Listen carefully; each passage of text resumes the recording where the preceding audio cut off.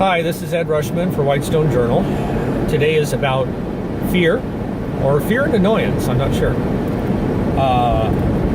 Not Fear and Loathing in Las Vegas. So I'm wearing a tie and everything because I'm going to a funeral mass today. It was hard getting ready because I broke my ankle on Thursday night hiking up in the mountains. I was on a very, very hard trail, and yes, there was some fear going up. I looked at it and thought I'm going to have a hard time coming down, and sure enough, when I came down, I broke my ankle, and every now and then it really hurts.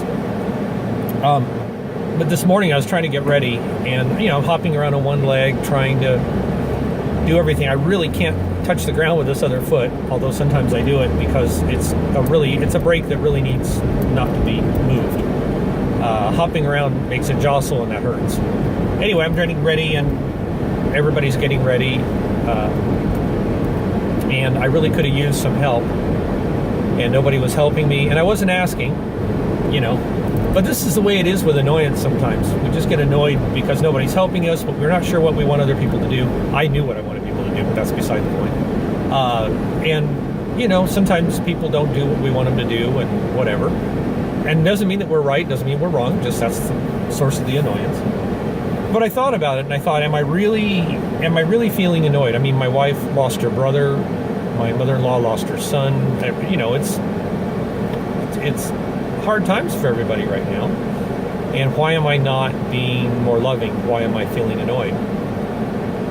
So I've been experimenting with fear, and the idea of fear is the source for a lot of negative stuff. And it's not like I'm all into the Yoda thing, I sense and hear much fear. It's not that. It's just that, let's play with that. So I said, okay, what am I really afraid of? Well, right now my work is down the drain. I'm in a place between work, and I'm obviously nervous over that. And honestly, this injury I'm afraid I won't recover. I'm afraid that my leg will be permanently messed up. That's probably not likely. So for each fear, I have to go through and say, okay, how reasonable is this fear? Is this a rational fear? No, it might not be too rational of a fear, but it's normal, I suppose. I'm older. I'm afraid that this is a portent of things to come, that as I get older, I'm going to have more injuries, or just aging, I'm not going to be able to do things.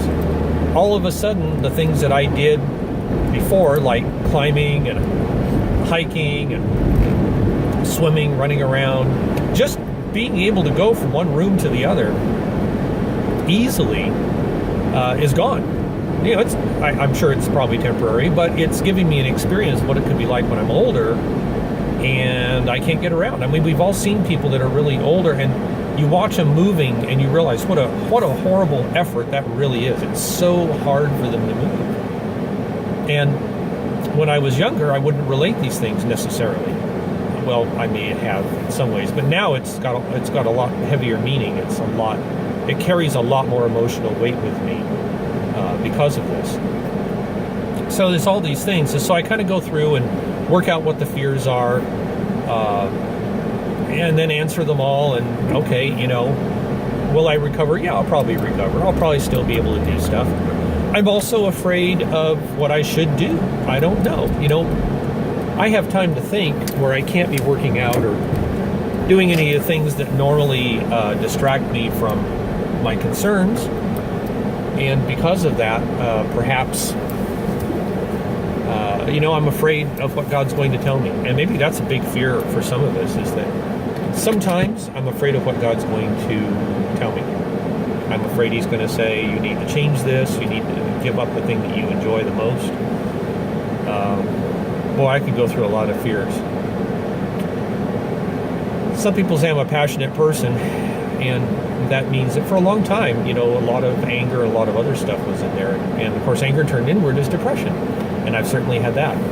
So, a lot of fears. All I'm doing is just addressing each one, working out which ones are reasonable, rational anyway, which ones are not, dismiss those as best I can.